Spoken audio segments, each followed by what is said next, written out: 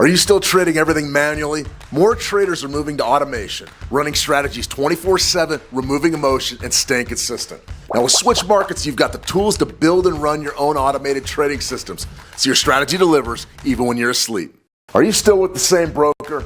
Now there are better options out there. There's more tools, better support, and a platform built for traders. It's time that you demand more from your broker. Take a look at Switch Markets. Already trading with another broker? Fair enough. But if you haven't looked around lately, you might be missing out. Now, Switch Markets is picking up awards, offering tools most brokers don't, and their support actually shows up. It might be time for you to switch to Switch Markets. Click the link in the description below to get started today. Traders all over the world are already using Switch Markets. Thousands of traders just like you across multiple markets each and every day. If you haven't joined yet, you can open an account and begin trading in just a few minutes. Click the link in the description. By the way, you're not trading alone. There's a whole community of traders tuning in daily, sharing ideas, watching the markets together, right here on the Switch Markets YouTube channel. If you want to be a part of it, subscribe and tune in daily. I'm here to answer your questions live. Getting started in trading shouldn't be complicated. You can open an account, get set up, and be ready to go pretty quickly. Now, if you've been thinking about it, take a look. Click the link in the description below. You can even start with a free demo account. A quick one before our live stream starts. If you're not already subscribed to our YouTube channel, we go live there every day trading the markets, covering world news, and talking through setups in real time. Hit subscribe so you don't miss the next session. If you're already trading, why settle for average? Switch Markets is raising the bar. Tools, resources, dedicated live support. It's time to make the switch to Switch Markets. Are you still trading everything manually? More traders are moving to automation, running strategies 24/7, removing emotion, and staying consistent. Now with Switch Markets, you've got the tools to build and run your own automated trading systems so your strategy delivers even when you're asleep. Are you still with the same broker? Now there are better options out there. There's more tools, better support, and a platform built for traders. It's time that you demand more from your broker. Take a look at Switch Markets. Already trading with another broker? Fair enough. But if you haven't looked around lately, you might be missing out. Now, Switch Markets is picking up awards, offering tools most brokers don't, and their support actually shows up. It might be time for you to switch to Switch Markets. Click the link in the description below to get started today. Traders all over the world are already using Switch Markets. Thousands of traders just like you across multiple markets each and every day. If you haven't joined yet, you can open an account and begin trading in just a few minutes. Click the link in the description. By the way, you're not trading alone. There's a whole community of traders tuning in daily, sharing ideas, watching the markets together, right here on the Switch Markets YouTube channel. If you want to be a part of it, subscribe and tune in daily. I'm here to answer your questions live. Getting started in trading shouldn't be complicated. You can open an account, get set up, and be ready to go pretty quickly. Now, if you've been thinking about it, take a look. Click the link in the description below. You can even start with a free demo account. A quick one before our live stream starts. If you're not already subscribed to our YouTube channel, we go live there every day trading the markets, covering world news, and talking through setups in real time. Hit subscribe so you don't miss the next. Hello everyone, welcome back to the Trading Room. I'm Shane Vernier and this is the week ahead. Today we're going to talk a little bit about what's coming our way later on this week. We're also going to hit up a few trade ideas that we've had come to fruition and really take a look at the news cycle. I think it's an interesting Monday. We're going to talk a little bit about Monday psychology, how you can sort of get on the lead lap and stay there throughout the trading week. But we're definitely interested in getting involved in the markets. I think this is going to be a great week to trade. We've got some big key events. We've got US CPI that I'm going to have live for you tomorrow morning, early before the U.S. session begins. We're also going to have really an ongoing dialogue about some of the biggest market drivers out there.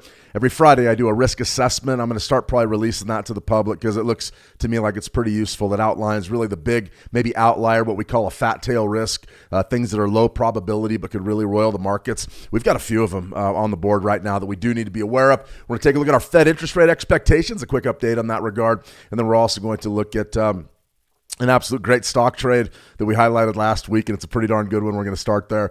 So I want to welcome everybody back to the room. Let's see, Kelvin. Good to see you, Kelvin. Welcome. Gordon Williams, I like the Stetson. It's a 10X Saratelli, but yeah, that's a pretty nice hat. I like it. I always get a kick out of it. Around here in Dillon, Montana, we're getting into rodeo season, so went out to dinner with the wife over the weekend, and I mean, everybody's got their hats out. So it's just an interesting time. It's sort of the cowboy culture here in the United States, especially where I live. Things really just taking off. So a lot of hats walking around, so every now and then I put mine on as well. But good to see everybody. Tina Jing, always a pleasure, Tina. I'm confident you're doing well. I'm feeling pretty good over here. Jason Maxon, what's up, Shane? Ted Turner had land out there in Montana. Ted Turner owned land everywhere. At one time, he was the biggest landowner in the United States. He had some right outside of a place called Big Sky, Montana, which is about, 2 or 3 valleys over from where I'm living here in Dillon. But yeah, it's sort of a playground for the uber rich now. When I was growing up, you could pretty much give that land away. It wasn't worth anything. And now some of the richest people in the world live over there. So I believe Ted Turner had some land outside of Big Sky. He owned 500,000 acres in Nebraska. I watched that the other day, and they don't know what's going to happen to the land or the tax revenue. So everybody's sort of up in the air since Ted Turner died. That's for sure. Good question, Jason. Let's see. Dave's Apple. Good to see you, Dave. Welcome. Bobby Bob. Always a pleasure, Bobby. Welcome. New week, new execution. I like the attitude, Bobby. We're talking a little bit about the proper psychology to get into the trading week. All right, let's go ahead and dive into price action right away. This was a trade idea that I put out. It wasn't a written trade idea, but we covered this one on our live streams, and it was Planet Fitness. We saw an absolute huge drop moving from about the 6th of May to the 7th of May. Earnings report came out. Earnings were great. Top side beat, bottom side beat. They call that beating that on the top side and the downside, or excuse me, the bottom side. Earnings came in better than expected. Revenue came in better than expected, but there's still trouble in paradise. Trouble in paradise, an absolute huge sell-off. It made this gap area 62.39 to 45, and we were pretty much issuing the buy. This is a nice hammer formation. Love hammers. A daily hammer candle. You can't overstate how important those can really be. But I saw the hammer. We said this is a big gap. It's going to fill in, and we were pretty much looking at a bid somewhere down around 43. So if you got that 43, maybe 42.50, even if you got 44s, you're doing pretty well. We're up to about 47.93, so you're probably already up 10% on the play. Interesting trade, fantastic, really good price action. This is what I'm looking for when we have a gap in the price action. There's 3 rules of trading. Gaps get filled, and gaps get filled. It goes back to the nature of price discovery and what we're doing when we trade. When we trade, we're having an auction. You're offering something, and I'm offering something, and we're going to make a deal on what maybe a share of Planet Fitness stock is worth. Well, when these price points aren't traded, and you have something this big as a $17 gap there, you got a pretty good idea that, yeah, we're going to test that gap and see if the buyers or the sellers are present in this area. Now, I always qualify my gaps. Not everything's a gap. I make sure that it hasn't been traded for at least 30 to 60 days. More like 60 to 90 is a great time frame to be outlining your gaps. 5-minute gaps, 1-minute gaps, probably not as good as daily gaps, but this was a pretty good one. This was a great gap, so I'm absolutely loving that. That's for sure.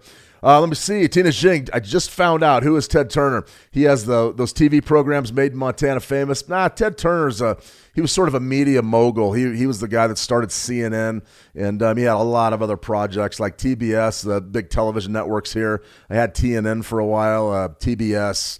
I'm trying to think of the other one. I think USA. He might have owned USA as well. But it was just a big multimedia and media conglomerate. He was a big honcho in the 1980s, 70s, and 80s here in the United States, in the 90s, and basically built a media empire. So that was Ted Turner. And like most people, those rich guys, they all favor one kind of investment. Some like gold, some like stocks. He had a little bit of everything, but his biggest thing was land. He was just one of the biggest landowners in the world at one point, the biggest in the United States. And now I believe in the U.S., it's Bill Gates, I think. But Ted Turner would just buy farmland. And back in the day, the land out here in Montana was very cheap. Nobody lived here, and now it's completely different. All right, we got another stock watch here. NVIDIA. You can see NVIDIA is just on a stairway to heaven, basically. We're just breaking out. Every single day, NVIDIA is moving higher. A little bit of a pullback, but honestly, the last 4 days, boom, boom, boom, boom, and you're just moving higher and higher and higher. For me, it's all about targets now. It's all about top-side targets for these big tech stocks. Anybody that's involved in the AI boom is positioning themselves to not just be a small company, but maybe be one of the biggest players in the world in that space. And NVIDIA, because they make the semiconductors, they're going to be major players in this economic cycle. So I'm looking at topside targets now. We broke above 200. You can see we sort of tested this zone, pulled back, and now we're just rocking and rolling above 215, 220. I'm looking at 225 as being a potential area of topside resistance, short term more than likely, 250 and 275 and 300. That's what I would be looking at to the top side. There's nothing what I would say significant about these levels other than their big round numbers.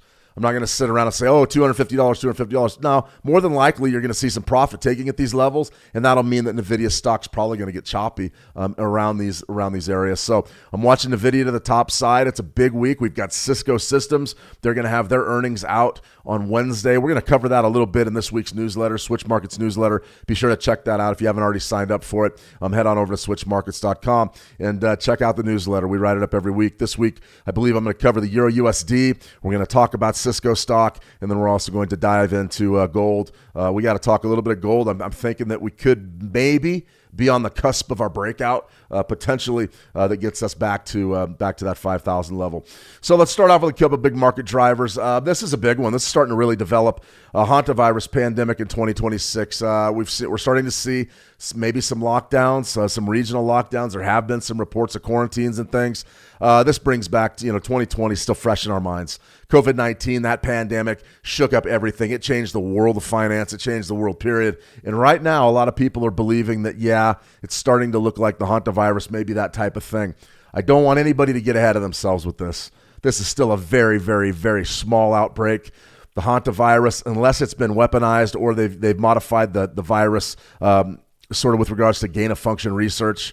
A lot of people believe that's exactly what COVID was some sort of a bioweapon. Well, I mean, if you believe that about the hantavirus, then this may not be the same version as the old hanta, but it's really hard to get. I mean, let's be honest. You have to be exposed to some real serious stuff, and it's got to be at close range, and it's got to be repeated for you to contract this virus. So what I'm thinking out from a market standpoint, I'm saying, okay, what's going on here? What exactly is happening? Outbreak is not an omen for lockdowns. Hantavirus doesn't look like the next COVID. Answers hantavirus questions, but it's starting to get headlines. So anytime something like this happens, pretty much the first thing I do is I go to the prediction markets and I say, what do we think potentially could be happening here in this market? And you can see right now there's only about a 9% chance, an 8.7% chance that you're going to see this develop into a full-blown pandemic. So, 6 of one, half a dozen of the other. If you're traveling, right now I'm sort of got my antenna up. I'm looking for lockdowns and travel restrictions and things because it's going to change it could potentially change some of the plans I have for this year. But this is big. So this is big right now. We don't believe it's going to happen. The markets don't believe it's going to happen. But remember how if you were around during COVID, it came on fast. In one day, we heard headlines, and then one day, boom, the lockdowns came, interest rates went to zero, and we were off and running with what was probably one of the biggest financial disasters in a long, long time. We doubled the money supply. The money supply went up exponentially, and we still cannot restore order to our markets for hard goods, and then also our financial markets. So we're going to wait and see how this pans out. I think it's going to be a big-time market mover. I wrote up a big risk assessment on it for some of the folks over at Switch Markets that are in the back office thinking about what could be the next big outlier risk. That's called a fat tail risk, or a tail risk, or a fat tail risk. And essentially, these are things that are very, very low probabilities, but if they happen, they're going to shake up markets and shake them up big. For me, I'm watching that virus outbreak very closely. Very closely. It's much different than COVID, though. It's not necessarily the same ball game. All right, let's go ahead and take a look at our trade update here at this bullish Bitcoin. We did take the sell. This was a pretty good trade. We sold it off right in front of 62%. And thus far, it's been a pretty good trade. The low, this week's low, today's low, really came across the board on Sunday. But your low is right around 80,500.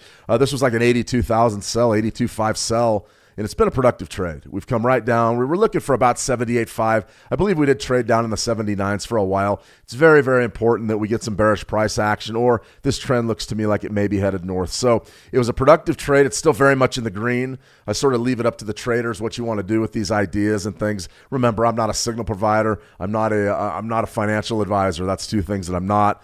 But when we give a trade idea, usually we're onto a pretty right, not really the right track, but we got a pretty good idea of great levels and what we can do with regards to just risk management and getting into the markets we need to get into. The short for Bitcoin was definitely a short-term play. It's developed into a swing trade. It's been open for about 4 days, 3 or 4 days. But for me, I don't want to be holding shorts against a bullish trend. And Bitcoin, the macro trend is bullish. We see reasons to believe that we're going to go back to 100, 125, maybe higher, but we just don't know when that's going to happen. So there's absolutely no reason why we couldn't just rotate around a little bit and sort of check out the dynamics of this market before we get a big move.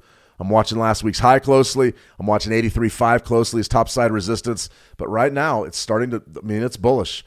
We're looking for that sort of counter trend, short-term counter trend play that can get us involved with a little bit of meaning from a good level. I think we've done that. It's been a pretty good trade. So if you're involved here and you're up, 1,500 pips or so, maybe 2,000 pips, something like that, you could pull the plug on it and feel pretty good about it. If you want to let it ride, maybe down to 78.5, I don't have a problem with that.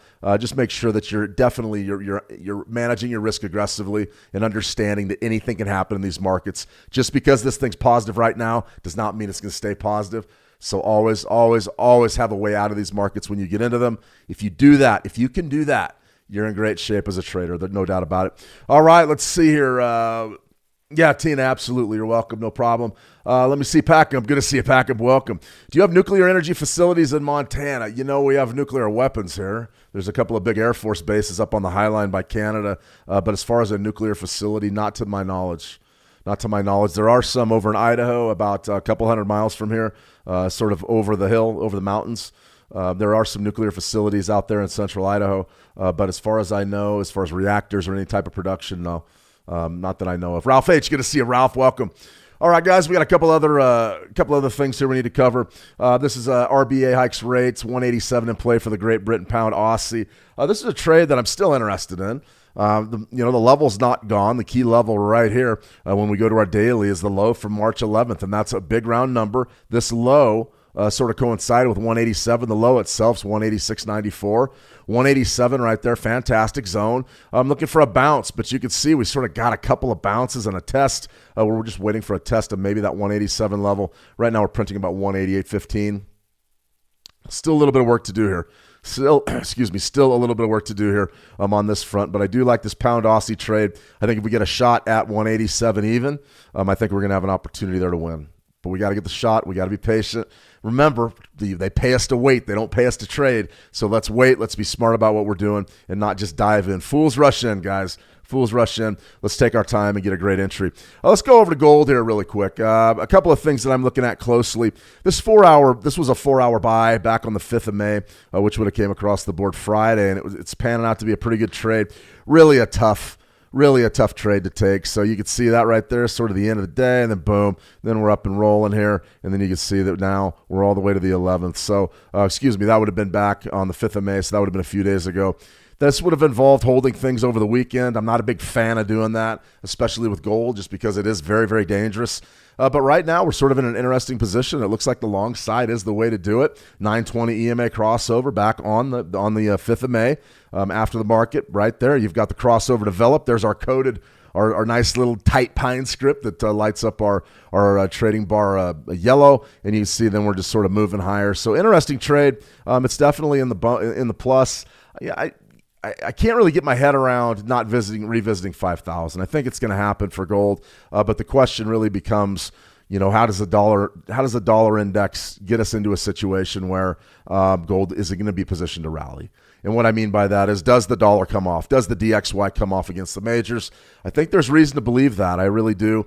We're going to be having a new Fed chair here relatively soon. We're going to be talking about new policy. So if it looks dovish and looks like there's some rate cuts maybe coming sooner rather than later, then we'll get a rally in gold. As far as my own Fibonacci's and Bollinger Bands and things, when I look at this chart, I say, it's not great. I mean, we pretty much already missed our trade for today, and I hate that. It really, really sort of irks me a little bit because this wouldn't have been a bad one. A nice spike low there. Not a very big wave. We've certainly surfed bigger waves, but this one right here, You see right there. I mean, you just have beautiful, I mean, absolutely beautiful converging indicators. When I, in all honesty, when I'm looking for trades, that's what I'm looking for. I'm looking for moving averages coming into play on a daily time frame, a moving average with a 38% level. I mean, that type of trade makes its own gravy. The low there was 46.48, went right down to 46.50, and has since bounced, almost $100, $70 or $80 there. Really a nice tight trade. Let's go down to a 30-minute chart and see what we have here. You'll see right there it is. So you're right in that zone. A little bit of a sweep, a sell-off lower. Quick rebound, though, back in the positive. And you see right there, there's sort of your doji. We were talking about morning stars the other day. That's a pretty good morning star right there. Nice big sell-off. And then there's sort of your tight doji, that middle bar. And then there's your top side bar, and you get the big reversal. That pattern right there is definitely one to watch. That's one of those that you say, okay, I've got a support zone right there. There's my sort of the area that I was talking about, 38%, 46.65. I've got my moving average right in the same vicinity off the a daily time frame. You go down to a 30-minute chart, and there's your morning star. That's pretty good stuff. The way you would trade a morning star is you wait for that third bar to close, and then essentially you're buying on the open of the next bar. And you can see right here, I mean, when it comes to great trades, I mean, that is just an absolute banger.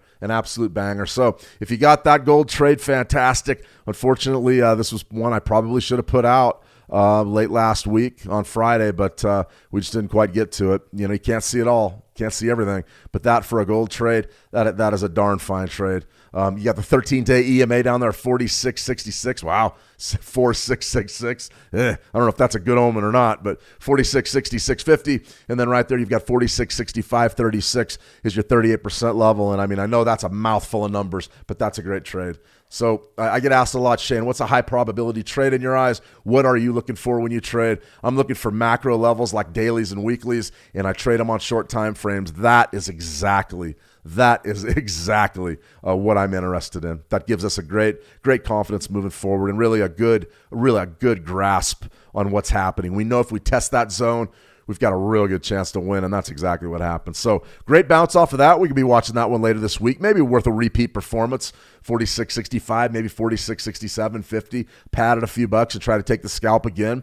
I wouldn't be afraid to do it again. But there was some trading down in that area, so that's sort of your call. That's up to the trader's discretion. No question about it. Let's go to silver. Silver right here up to $85. And essentially what we've been doing for a long time in the silver market has just been playing rotation, going back to the beginning of April. You can see the April really traded in a phone booth. We went up above 80 there, 83.05. But a majority of this trade for April's trade was taking place right around 80 to the top side, and right around 70 was just an incredible downside support. 72.50 proved to be great there. Well, you can see we got pretty good trades right there. There was sort of a sell maybe you could have got on. You got a nice little retracement, but we've broken above that upper 80 level. So in my view, what I would be looking at doing is something like this, potentially just working that Fibonacci to get a pullback off of this breakout. And it's not a bad one. Daily chart, very easy. Pullback zone right there, 38%, sort of right around 80, 69, somewhere in that zone. We know upper values area. This zone right here, this upper value area, was what I would call a supply zone. That was one where people were sellers. The sellers were winning. Now I think it could be a demand zone. I think we pull back here. You almost have a rally-based rally. There's your rally. There's sort of your base. If we pull back down to this 80, I would be treating it like support here over the short term. I think that's definitely what I would be looking at if I'm trading silver. Big breakout there for silver, though. Are we going back to 100? I think it's very possible. I think it's very possible, that's for sure. Let's see. We got a question here in the How to Trade community. Let's see. Dave's app. We're going to see it, Dave. What strategy seems to be working well in this market? And is it taught inside How to Trade? Well, I got a lot of strategy questions lately. I actually got a couple of private messages from a trader that wanted to know about an old strategy. It was like the 8-13-21. It was an old YouTube video from one of the mentors that was here before me. And when I looked at the video, I said, man, I didn't make the video. I don't even really remember it. I don't know that I ever watched it. But what I'm saying is we teach a lot of strategies here.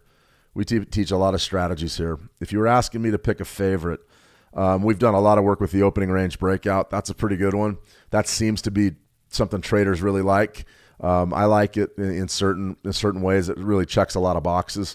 So opening range breakout, we talk about that one a lot. We've got all sorts of strategy videos inside of our Trading Academy that are just based on pure price action.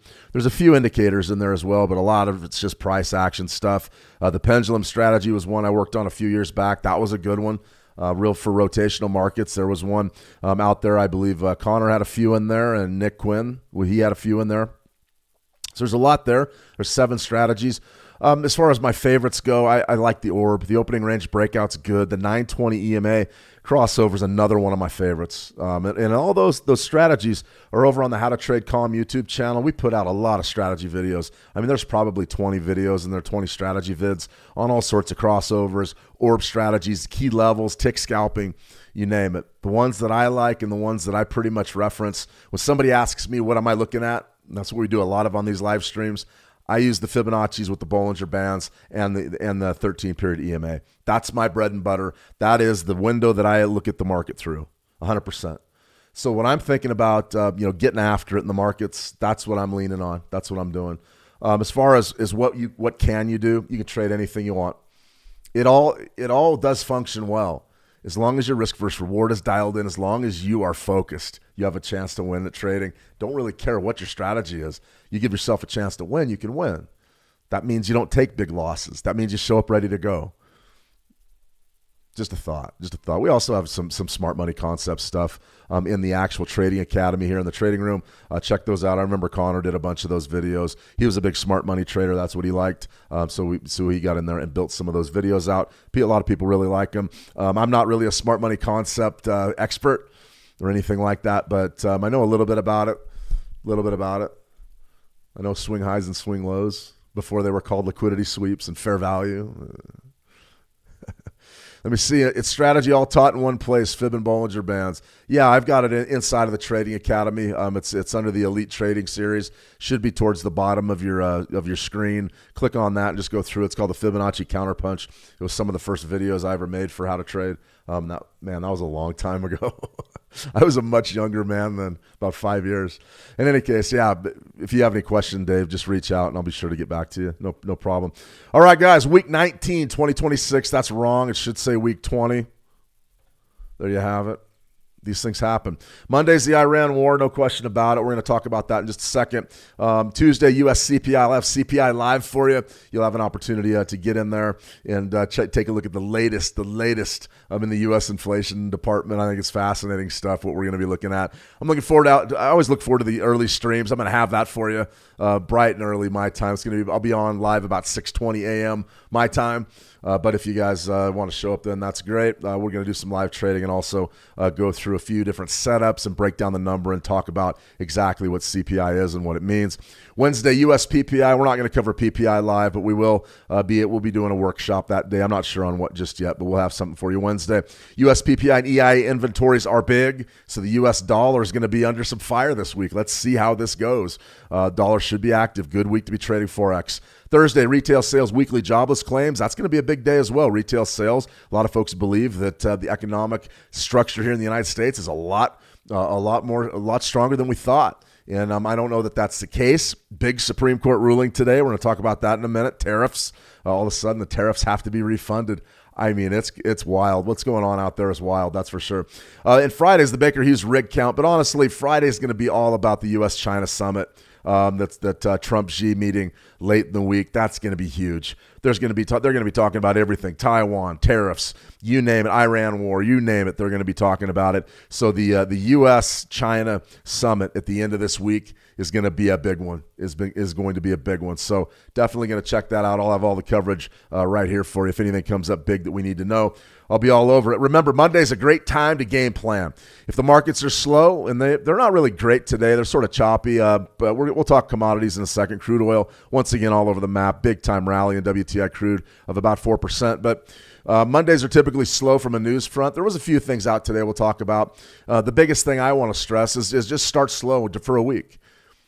Slow's typically the way to go. I mean, slow and steady wins the race. It's a cliche, called the cliche police. But realistically, that's the way to approach this trading. If you get in there and try to make things happen, you're almost guaranteed to really set yourself back. I always say, get your momentum going on Monday.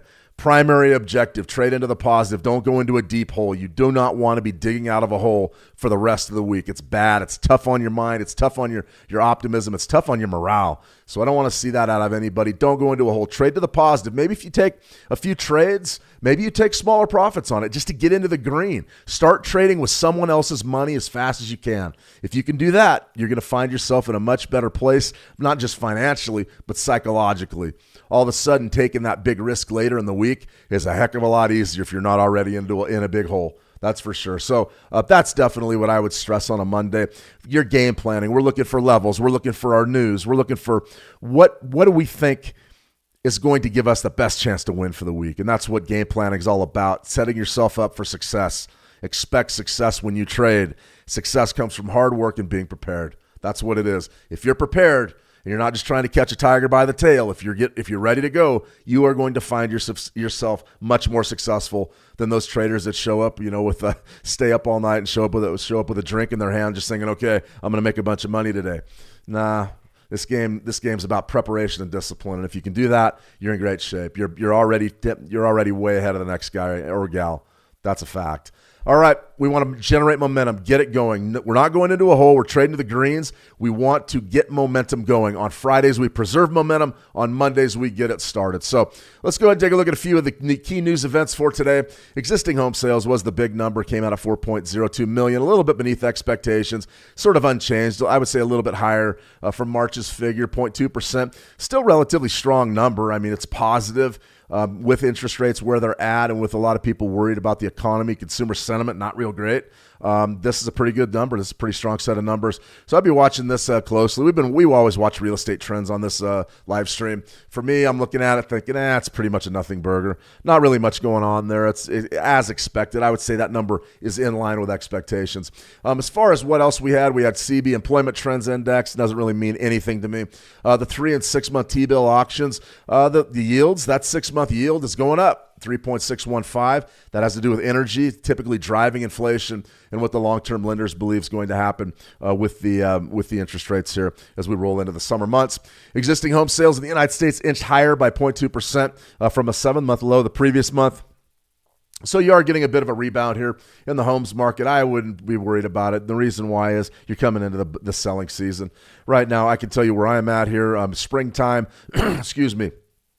Springtime in North America, typically everybody that wants to sell puts their house on the market, and people that want to buy are looking to make moves. That's been the way of it ever since I've been involved in real estate and in construction. And this is an interesting dynamic, what we're looking at here.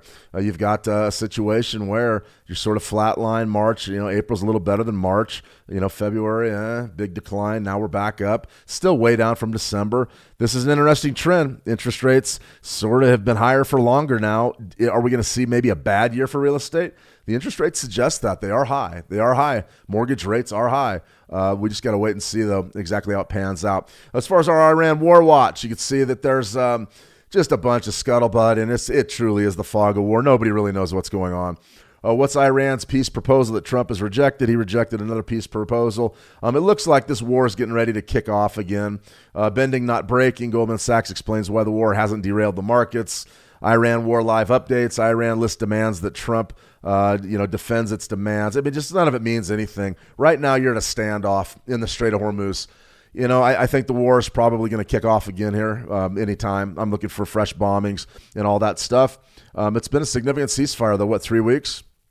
Limited kinetic exchanges. There was one oil tanker seized by the Iranians. So I don't know what's going on. I don't think anybody does. I think there's a deal in the works, maybe. I mean, it's so obscure. So for me, I take a look at things like this and I go, okay, what are the prediction markets believe is going to happen? Click right on Iran. What do we have here? Oil, permanent peace deal by December 31st, June 30th. Diplomatic meeting. Are they going to meet? Yeah, odds are you're going to have another summit. Strait of Hormuz traffic returns to normal. About a 1% chance that happens by the end of the week. Iran closes its airspace by May. It's just, it really all suggests that we're going to be in this for at least maybe another few weeks, maybe another month, maybe another 2 months. We just don't know. FedWatch, CME FedWatch, this is a big one. Kevin Warsh is going to be the new Fed chair coming into office towards the end of the month. This ought to be interesting, that's for sure. Right here, 95.8% believe that at the at the June meeting, that the interest rates are going to be held the same. Let's fast forward and see where we're at on the 9th of December, 2026. You can see right there, 350 to 375. Most people believe that we're going to be unchanged, 72%. Starting to price in the odds of a rate hike now of about 20%. That's new. This is developing. It all goes hand in glove. You've got a war driving fuel prices. As fuel prices go up, inflation increases, and now the central bankers believe that potentially they're going to have to maybe raise interest rates as opposed to cutting them. So that's sort of a good look at our fundamentals that I would have game planned out for this week. Watching interest rates, watching interest rate expectations, that's going to be big, especially with CPI tomorrow. That's for sure. So you're going to want to keep an eye on that. As far as, let's see, what else do we have here? Babgees, I've been having good success on the German 40 orb 5-minute at the London Open. See, that's fantastic. You took an idea, that basic orb 2-bar strategy, you took an idea and you're applying it to a market that you want to trade at a time when you want to trade. That's what trading's all about. It's great work, Bab. Stick with it. Keep it up. Keep me posted on your progress there. If you really think you found something there and you've got some good numbers here in a few months, always keep me up to date. I'm curious about all things trading. That's fantastic. It's great work. Well done. Remember, your creativity as a trader is your number one asset. That's for sure. All right, let's just do a couple of more markets. I don't really see a whole heck of a lot that I'm excited about today. U.S. oil, rocking and rolling. Nice. What I would call, yes, it's true that you're in a weekly doji, very tight to open compared to where we've been. But look at your open. Your open was right up there. Your high was over 100. Your low was 96.13. So pretty good range, about $4. Definitely a pretty active Monday, and by normal standards, yeah, it would be very active. But you see the weekly ranges that we've had since this war kicked off, and it's just been crazy, absolutely crazy. Remember, our macro numbers are everything. They keep us anchored during times of uncertainty and stress. And 100. That is the common denominator here for U.S. oil. We have just been chop city right around 100. So keep a close eye on this market. Remember, this is going to dictate a lot of what happens up in your risk assets. Right now, NASDAQ's trending higher again. S&P 500 higher, Dow Jones Industrial Average higher, bullish stocks across the board. We've got the Dow right on the cusp of 50,000 again. So interesting stuff, that's for sure. 100, huge level in WTI. I am not shocked, but I am surprised that equities are this strong with oil trading above 100 regularly. Typically, we would see a major bearish sell-off in your risk assets. But oil, not quite the market driver it was a few weeks ago, but we are still watching it, and I think it's going to be a big deal as this week unfolds. We had an OPEC meeting. We had some OPEC releases that came out earlier today that had to do with supplies. They didn't really shake the markets up. 30-minute chart for your WTI crude. You sort of gapped higher, you opened higher. That's not a gap, though. Let me rephrase. That's not a gap like our Planet Fitness gap, not even close. This is a real short term. I would call that just sort of a void. But you'll notice we came right down and sort of filled it in, and now we maybe headed back down there to close the day. I'm just not even really interested in any of this stuff. The U.S. session, really challenging. Really, it starts right there, 9 a.m. Eastern for WTI crude, and it's just been really slow. Good volumes. I mean, let's go down to our futures contract. Here's June crude, something like this. Strong volumes.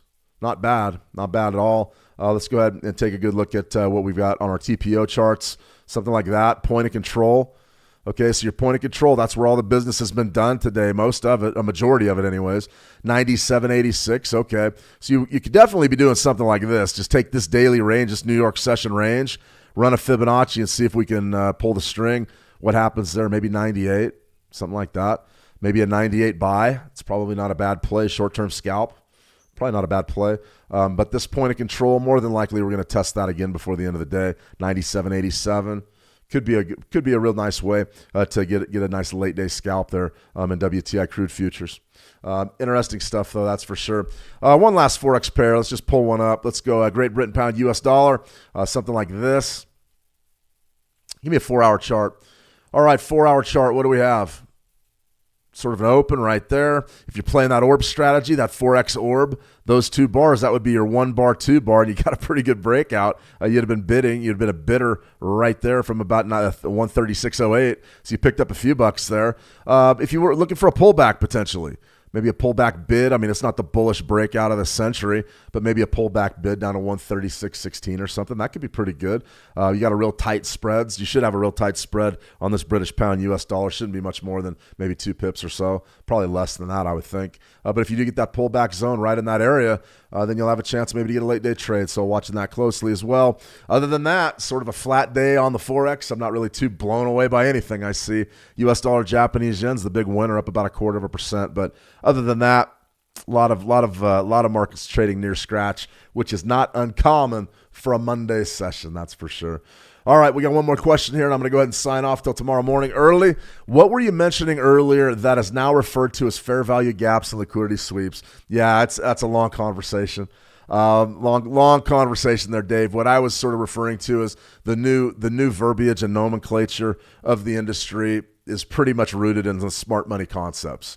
And that all stems from ICT, the Inner Circle Trader. I'm not going to promote these guys, but they're very, very popular online. Just look up ICT, and you'll see the guy. I can't even remember his name. He's sort of like a cult leader, though. I mean, he's a strange cat, but it's an all new language. So, you got like liquidity sweeps, bullish and bearish.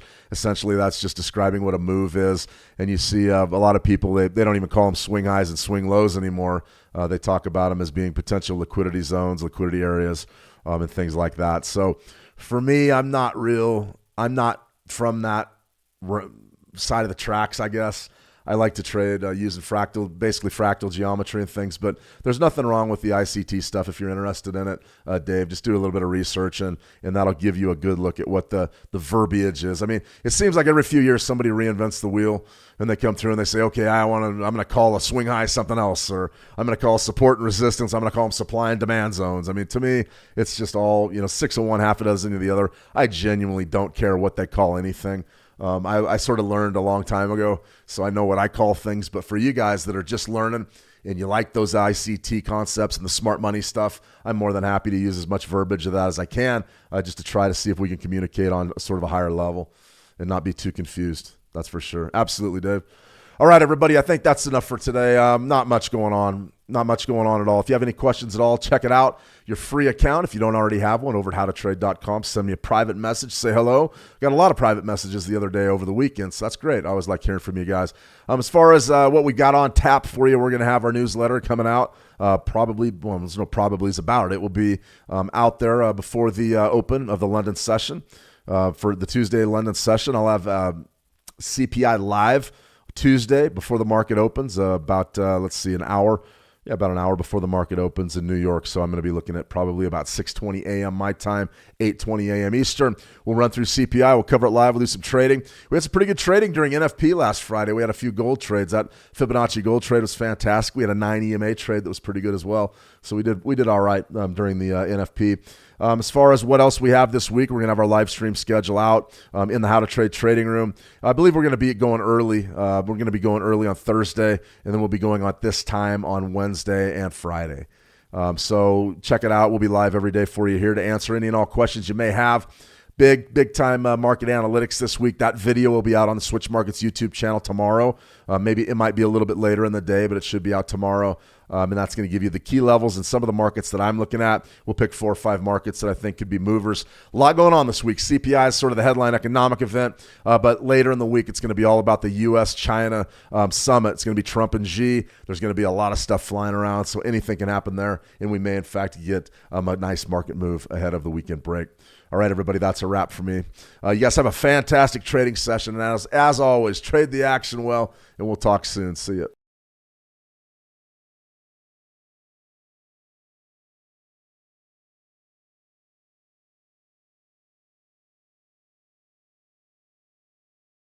Are you still trading everything manually? More traders are moving to automation, running strategies 24/7, removing emotion, and staying consistent.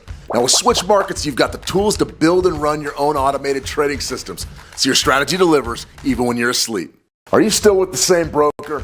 Now there are better options out there. There's more tools, better support, and a platform built for traders. It's time that you demand more from your broker.